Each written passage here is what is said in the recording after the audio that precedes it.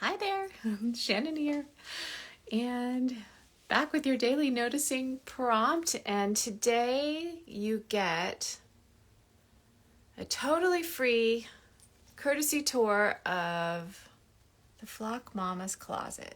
Why? Why am I showing you the Flock Mama's closet? Huh? Do you see what you see right up in the top right there? You see some big wings. You see some very cozy nesting cockatiel right up here. Okay, let's see what happens if we get up here. And let me just see. Let's see what happens if we get up here and we just... Oh ho ho ho, do you see those wings? So isn't it interesting to notice where our pets like to hang out and their reactions when we enter their space? You know, it's just so instinctive for us because we're family, they're family. And we feel that sense of entitlement, if you will, and we give ourselves permission to enter and exit their space so freely. I have to constantly why that's happening. Maybe because I'm in my closet. I constantly become aware, especially with my smaller interspecies family members, my box turtle Io, who's really still just palm sized, and my tortoise Malty, who's just about the size of a dinner plate, and little Petal up there. And it's easy to just kind of take over their space and take over their world and just handle them and move them and interact with them in a way without pausing to sense their energy and what they're wanting from us or what they're needing from us. And I am not pointing any fingers except in this direction because I do the same thing. So today for our noticing prompt, let's just have a little fun with making space. And when we enter our pet's world, when we enter their aura, the area of their energy that extends beyond their physical body, and let's start paying attention to, in fact, imagine your aura. If you can't see auras, maybe you can feel auras. I've never really been able to see auras in terms of, oh, I see yellow swirling around your head, but I feel it and I can sense it really deeply. By the way, if you're like, what are you talking about? Seeing auras, feeling auras. Have you ever felt like someone's staring at you even though your back is turned? That is their energy interacting with yours. And so if you start to just tap into that, forget about the word aura, start tapping into that sense that you're not alone, that there's somebody else there. And it's not a mental knowing. We may know that our pet is in the room. I may know that Miss Petal's in the closet right now, but if I didn't know that, I would still be able to sense that by reaching out with my energetic self, the part of me that extends beyond the physical body. There's a lot going on in here, by the way, and it's hard to pack it all in. And so it's really important to understand that you are greater than what your physical container can literally hold. And there's all sorts of bells and whistles in here that are at work out in your greater sphere of influence, so to speak. So you have all these other tools, and that's what we really talk about in my animal communication courses. So if you're interested in that, drop me a DM or comment and I'll share more about that. The next class is starting in March. But for now, let's just play today with when you enter your animal's space, when you enter their sphere of influence, when you enter their energetic self that extends beyond their physical body, get a sense of the mood, the vibe. If you notice them hanging out in a new space, like Petal just turned 1. If you've been following along with us for a little while, we had a big birthday not so long ago, or her hatch day. Where are you? Sorry, I'm super distracted. Yeah, you're up there, aren't you? Okay, now here you can get an even better sense of the closet. Mr. Mr. Pearl used to love to take people into my closet, show them how messy it is. There you go. Okay, come here. I know. See, sometimes we do have to extract the nesty avian. And so what's important here is to get a sense of the energy. And then sometimes we do have to make difficult decisions on our animal's behalf. Petal just turned 1, which means she is sexually mature. Oh, I probably shouldn't have said that on Instagram Live. She is ready to make an egg.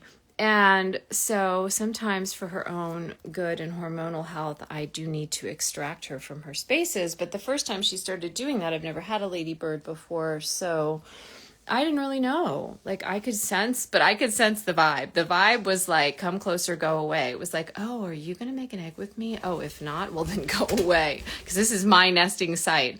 And so we can really start to get a sense of our animals, like more of their wild roots as well, which is really fun because, our animals are living in our house with us. They're playing by our rules. They're tolerating our artificial living conditions with our temperature control and our light and our heat. And that may be like super cozy, comfy, and awesome, but it's also like alien and foreign to their systems. And so what happens is that we start to lose our sense of them as still wild beings, their inner wild. And then we start to lose the thread of what they do, how they vocalize, how they behave, where they like to hang out, right, Miss Petal? Right now we've got a cockatiel on the floor. And so you're getting the full bedroom tour today. There you go. We've got the foraging cockatiel on the floor, which is terrifying to her mommy, but makes perfect sense to Petal because in the wild, she would go on the floor and she would forage on the forest floor rather, and in the grasslands, and she would forage and she would be in a group of other cockatiels, right, my love? And so for me, it's super dangerous because we're all just so much bigger than you are, right? And so I want to keep her off the floor. And she's never going to stop trying to go onto the floor because that is her native wild instinct to do that. She's been doing that for millennia. Imagine how many generations of cockatiels have walked, right? Foraged on the forest floor and in the grasslands and in farmers' crop fields before we Homo sapiens were ever even here, right? You're literally a modern dinosaur. And so we start to reconnect with their inner wild, and some of our pet parent frustration naturally recedes. It goes down because we're like, oh, you know what? It doesn't make sense to me. It's not supposed to make sense to me. I'm not their species. I need to go and learn and find out why might my domesticated, sort of domestic, pretending to be domestic pet, why would they be doing what they were doing if they were wild? And this is something that I go over a lot more in the free intuitive pet parent workshop. So I will drop that link in the comments if you're interested in enrolling.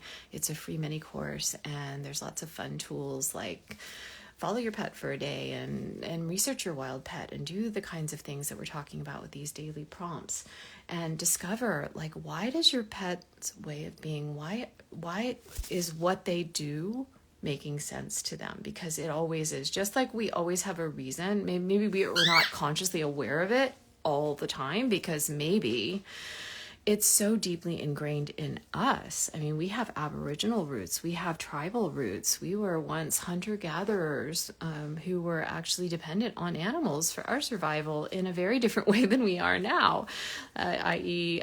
Working and partnering with them versus going to the grocery store and seeing what's for dinner. So we really can also use the same behavior, the same kind of line of thought and questioning and curiosity and wondering to decode some of our own mysterious behavior, which is super fun if you're like, why do I do this? Because there is a reason. And just because we always have a reason at some level, even if we are not consciously aware of it, we do the things we do for reasons that make sense to us. They definitely make sense to our survival system. Cockatiel just walked by me on the floor again. Come here, my love. And in the same way, our pets always have their reasons, right?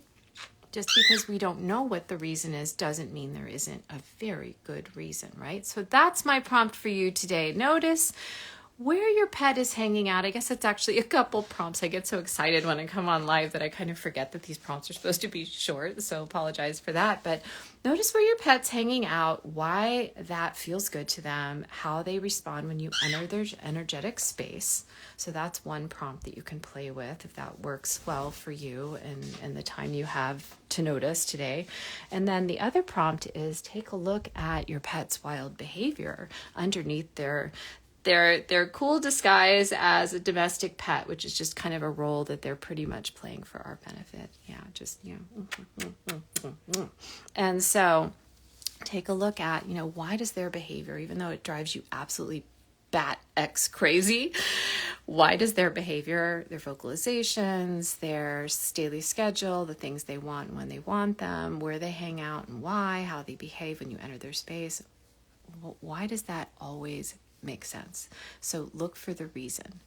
And if you need to do a little research, That can be fun too. But I appreciate all of you who are joining today. Happy to be doing these Instagram lives.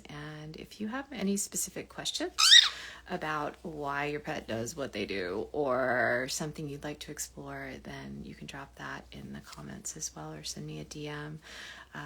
And I will see you again tomorrow. Oh, by the way, a new podcast episode just dropped, and so I'm actually going to post a little snippet separately here on the gram today and encourage you to all go over and check it out. We're kicking off the year with de-wooing intuition. Let's make intuition not just cool, but practical and even life-saving again.